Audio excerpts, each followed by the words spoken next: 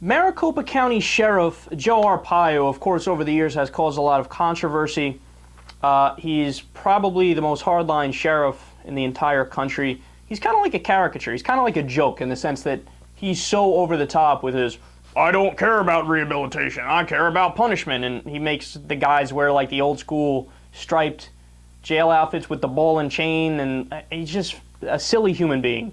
Anyway, he recently survived a recall effort over his much-maligned and recently declared unconstitutional racial profiling programs.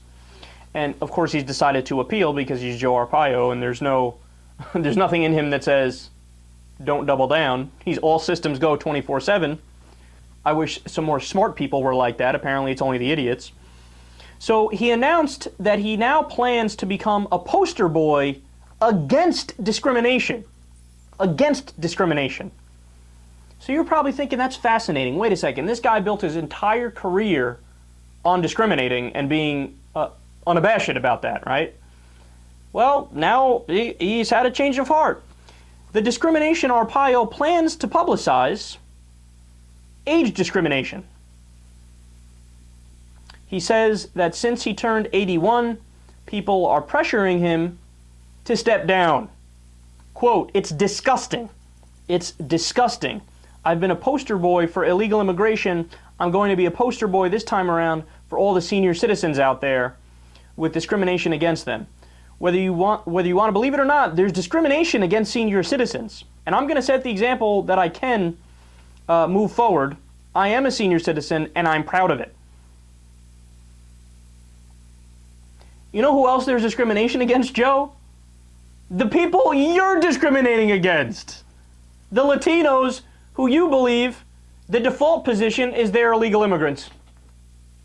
Joe Arpaio's never seen a dark-skinned person he didn't think was illegal. Make no mistake about it, that's what he's known for. So when it's discriminating against other people, he's fine with that. He'll discriminate against you all day. That's his right to do it, and he'll double down on it.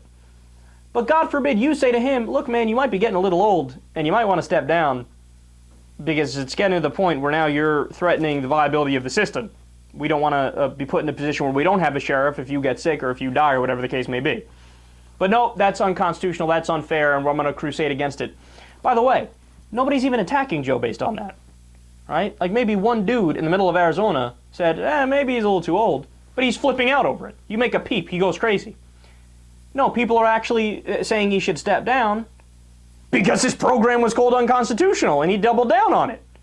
And they're going, yeah, we don't want somebody just blatantly disregarding the law and getting into fights with the federal government and the federal justice system. That's why they want him to step down. But see, he uses it as a scapegoat. I love that, because that's Republicans all the time. They say, oh, these Democrats, they're always play the victim card. That's their problem. Really, that's interesting. So what's Joe Arpaio doing here? It's not that they're against me because I'm being an unconstitutional rabid moron. They're against me because I'm old. Age discrimination, age discrimination.